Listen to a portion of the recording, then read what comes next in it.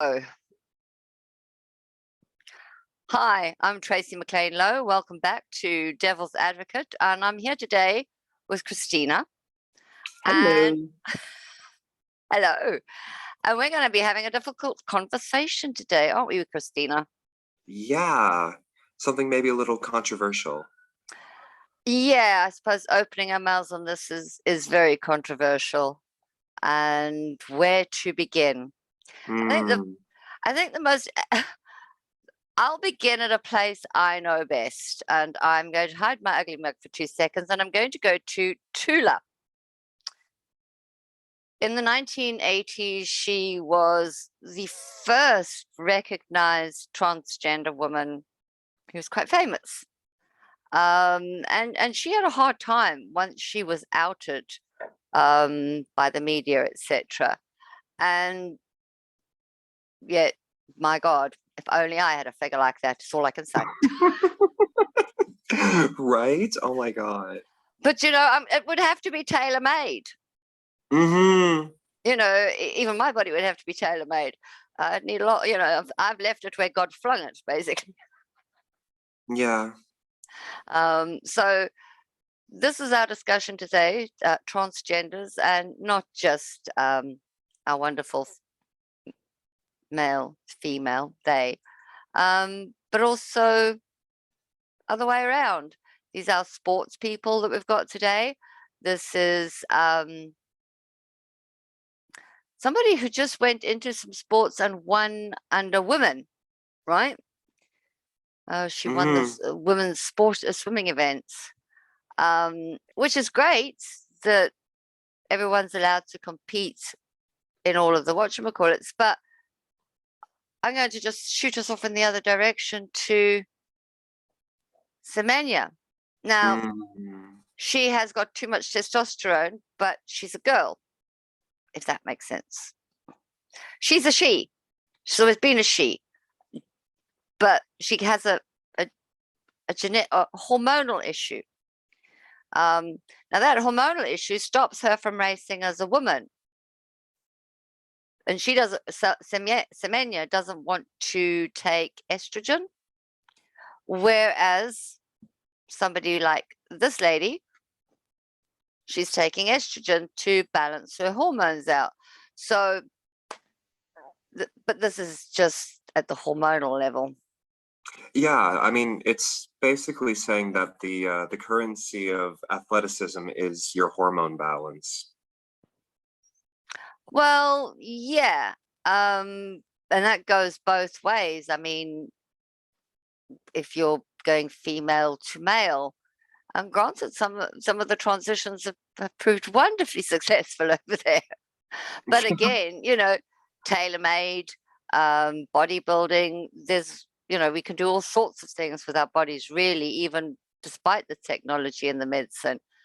But I think what it comes down to is living as that person. Yeah, it's quite tricky to to change genders and compete in a competitive sport. It's a controversial topic because it's hard because it looks like the playing field is unbalanced when these people who have been training as athletes with male bodies and testosterone their entire life then come into themselves and discover they're transgender. It raises a tricky question on how are they supposed to compete on a competitive level. Yes, and on saying that, as a woman, I know that as women who train a lot in sports, their testosterone levels naturally increase anyway. So in Semenya's issue, she's probably doubly handicapped in that particular score. But again, and I say handicap like this is a bad thing. This is not a bad thing. If you're on the golf course, you're handicapped. Every golf player has a handicap, all the way down to a zero handicap. And to level the playing field, you've got the ladies' tee and you've got the men's tee. I'm just talking golf here. If you go horse racing, for a while, women weren't allowed to be jockeys. But with the balancing of the weights to get so everybody's on an even playing field, they up the weights on the horse. So if the rider's too light, they'll put extra weight onto the horse. If the rider's too heavy, they'll tell them to go on diet.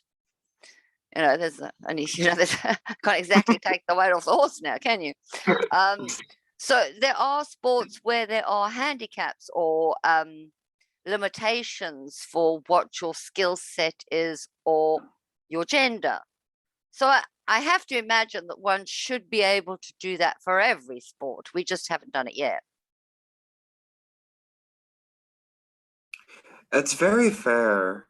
And I think that it definitely should be taken into a more individual basis when making rulings on transgender athletes. Like I don't think you can make an overarching rule saying about transgender people need to be with their born sex in terms of competitive sports. I think you take the athlete in question, and if it does look like they do have a massive advantage over other people in their division or they're competing against, then yeah, you can probably handicap them in most things. I would think so. I mean, I wouldn't know how. I mean, I'm just trying to think. For example, Semenya is a runner. Mm-hmm.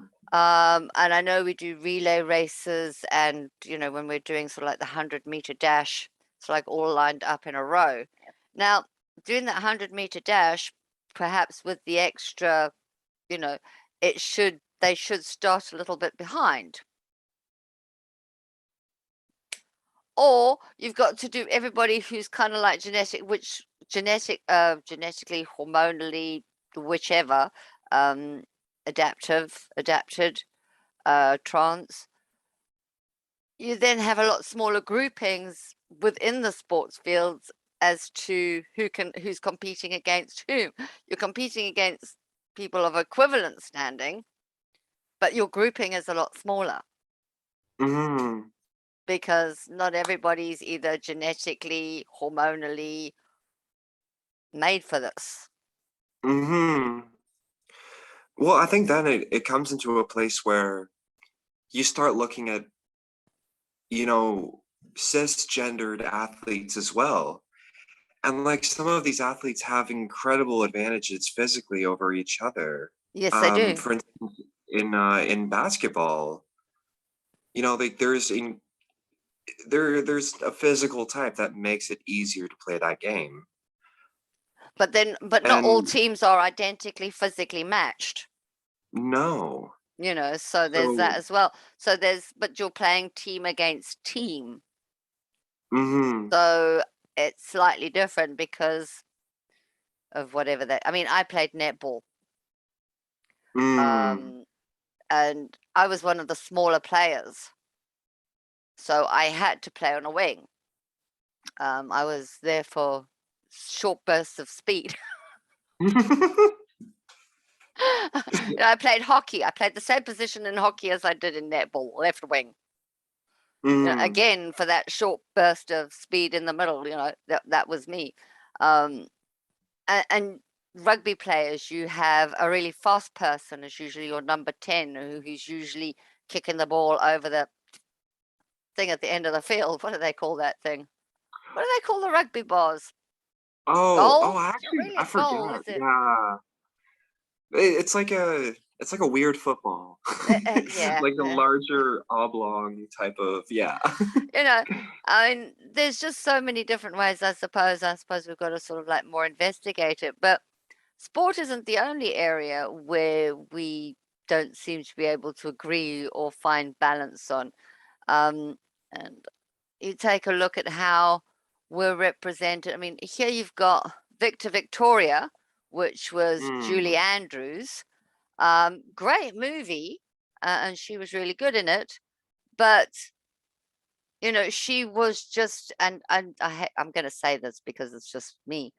I don't like the word cisgender. I don't like the word cis in front of gender. Mm.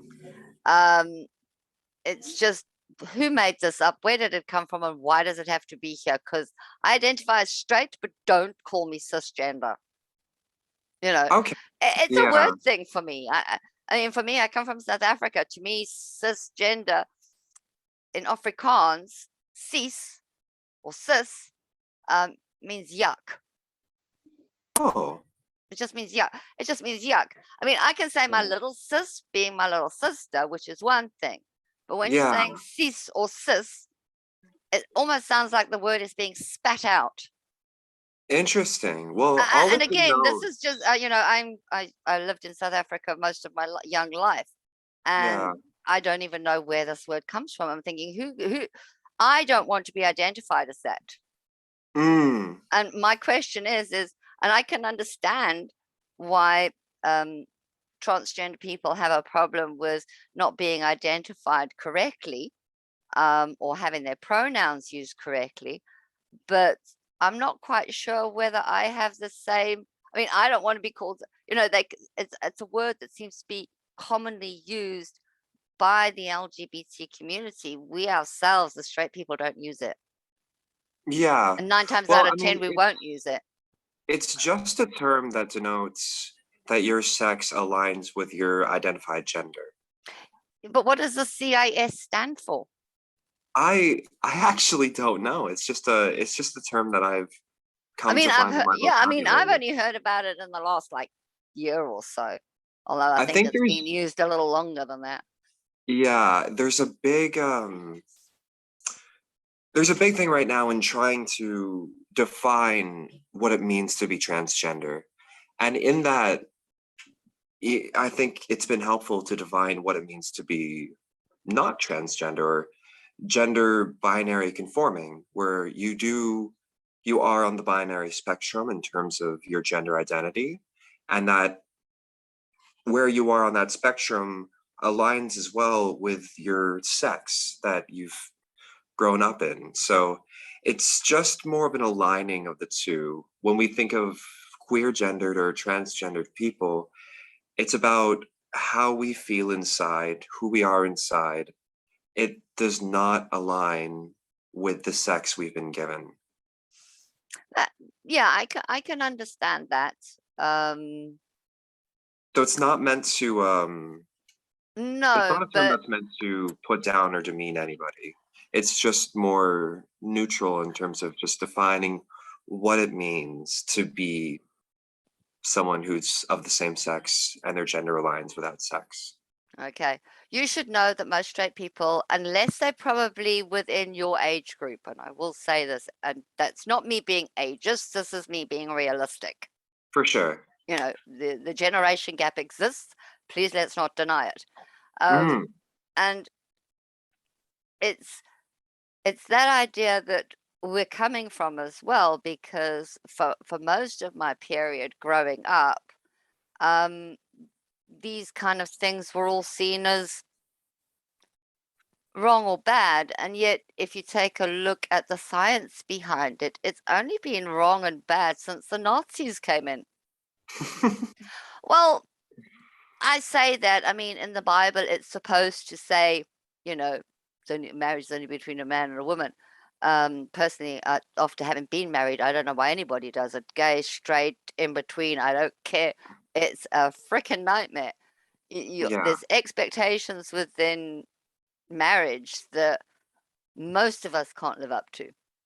yeah, And those that do, God bless them, you know. yeah. Yeah, it's definitely hard, especially how much our society has put religion on, I would say, a pedestal in terms of how we govern ourselves. Yes, there are plenty of great things to learn from religious. Like I'm religious, I'm Christian, Mhm. but I don't agree with the way I think it's been prescribed to society, Mm. religion. I think Well, there's a lot yes. of people feeling that they have the rights to say things about other people, maybe in a good spirit trying to save them, saying like, what you're doing, the Bible tells us it's bad, so Yeah, I'm I'm helping all for you. spreading the word, but it doesn't say that everybody has to listen to the word, you know. No, no. And on that particular note, I'm going to stop so we can go on to part 2 because we only have so Mhm. many seconds per video. So Yeah. I'm going to